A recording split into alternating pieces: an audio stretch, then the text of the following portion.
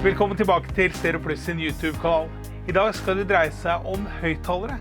Kjempedyre høyttalere. Jeg vet at noen av dere ble sjokkert når dere så Auditon Reference til 1,2 millioner kroner. Hvordan i all verden kunne den forsvare prisen? Men det er bare småtteri i forhold til de høyttalerne vi nå skal se på. Men før vi går til listen, så må vi minne deg på at du må abonnere og trykke like for at vi skal kunne lage denne kanalen videre. Det er helt nødvendig. Nederst på lista er Avantgarde sine horn Trio, sammen med 6 hornsubwoofere.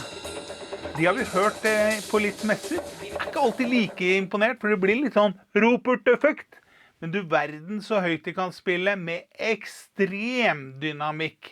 Og prisen er jo latterlig lav, 1,8 millioner kroner. Har du 2,1 millioner til overs, kan du prøve MBL 101 Extreme.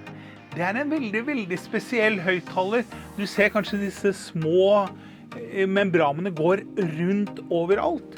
Og det er fordi at de rundstråler. Det gjør at man får en enorm følelse av å være til stede i rommet sammen med musikerne. Vi har hørt det mange ganger i München, og resultatet er alltid bra. Uansett hva slags musikk de spiller på, så blir det veldig bra. Og 2,1 millioner er jo ikke så mye, for det er jo 2,1 tonn med høyttalere. Og dermed så er det jo bare 1000 kroner kiloen. Og for deg som er glad i bass, så får du mye av det i disse høyttalerne. 12 12-tommere gir skikkelig susen. Og hvis du tror du slipper unna med bare 2,1 millioner, så tar du skammelig feil. Du trenger nemlig 1,7 millioner kroner med forsterkerkraft for å få disse til å virke. De er ekstremt tungdrevne. Men setter du på 4-9011 monoforsterker fra MBL, så blir det fart i sakene.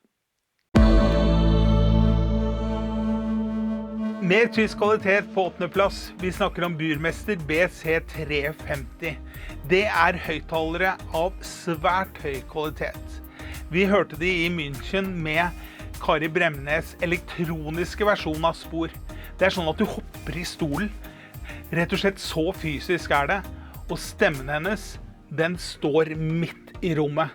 Det er faktisk bare 2 12,6 tommer basser i hver høyttaler.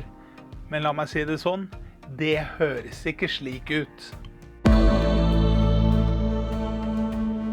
Så skal vi til amerikanske metallhøyttalere. Det dreier seg om YG Acoustics Sonya Extreme Version. De koster 3,6 millioner kroner. Veldig spesielle høyttalere. For det de gjør med elementene der, det er å rett og slett frese de ut av hele metallplater. Og så lager man da et tynt element som er veldig lett og veldig stivt. 4 tårn på 210 kilo per stykk skulle gi nok fart og trøkk i heimen, uansett hva du forlanger. Danskene kan høyttalere, og Gryphon er blant de gode danske merkene. 4 tårn med Kodo koster nord for 4 millioner kroner. Det er ekstremt mye penger, men de leverer varene. Jeg hørte de på Warszawa-messen i Polen, og der hadde de en ekstrem dynamikk. Fylte et rom på ca. 100 kvadratmeter lett som bare det, og det var som å være på en konsert med god lyd. Altså være på en Pink Floyd-konsert, og ikke savne noe. Bassen går helt ned til 16 hertz flatt, og det merkes. Det er et enormt fundament, det er en enorm driv i de høyttalerne, og de er veldig lett å like. Det som ikke er så lett å like, er prislappen. På 5. plass er det koniske hornhøyttalere fra Oswald Mill Audio, eller OMA som det forkortes med. De koster 4,5 millioner kroner. Og de er litt spesielle, for det er ikke en tut sånn som i andre hornhøyttalere, men flate plater som danner da et horn som man spiller ut ifra. I tillegg til dette hornet så det to 21 tommer basser, så det skulle være ganske brukbart.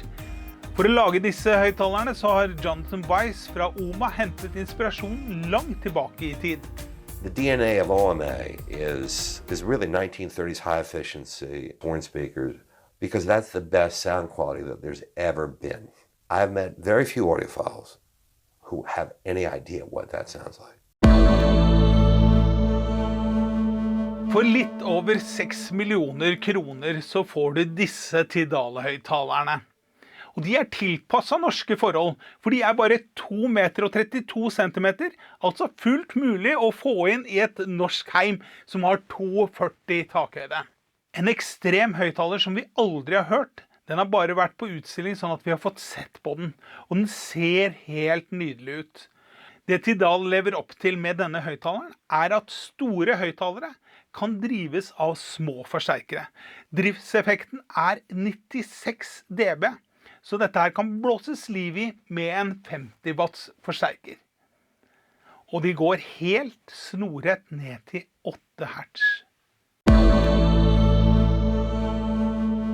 Det siste Wilson Audio-grunnlegger Dave Wilson gjorde før han døde, var å lage en oppfølger til den legendariske VAM-høyttaleren, den første høyttaleren Wilson skapte. Prislappen ble 7 millioner kroner, og den fikk skryt av hi-fi-pressen verden over. Nå det kommet en høyttaler til halv pris, som nesten like god, XVX. Røverkjøp? Det som spesielt ved disse høyttalerne at man kan justere både mellomtoner og diskanter, slik at man får de helt korrekt I tidsdomenet. Det gjør at man får enormt rom, både bakover og til siden med disse høyttalerne. Karma Enigma Vaden koster 7 250 000 kroner. Det ganske mye kroner. Og denne gullfinishen, ja, den passer kanskje best til oljesjeiker. Men fortvil ikke. For disse pengene så kan man faktisk få den I hva slags finish man vil. Det tilpasser fabrikken. Og hvis du lurer på hva som koster penger I disse høyttalerne, så det diamantelementene. Det 4 stykk 1-tommes diskanter, og så det 4 stykk 2-tommes mellomtoner I tillegg, I diamantutførelse. Denne videoen fra Magico viser når de monterte sitt hornsystem I München på hi-fi-utstillingen der. Det var den tidens aller dyreste høyttaler til 7,5 millioner kroner. Så hvem kunne slå den høyttaleren der? Jo, selvfølgelig Magico, som nå kommet med M9-høyttaleren. Det et kabinett I karbonfiber trukket over et bikubeformet aluminiumsskjelett. Det også et delefilter som ligger ved siden av høyttalerne, og det jaggu like stort som en stor effektforsterker. Prislappen? Ja, det begynner å nærme seg 10 millioner kroner. Håper dere synes det var interessant å se alle disse dyre høyttalerne. Husk å abonnere på vår kanal og trykke like hvis du vil ha flere slike videoer.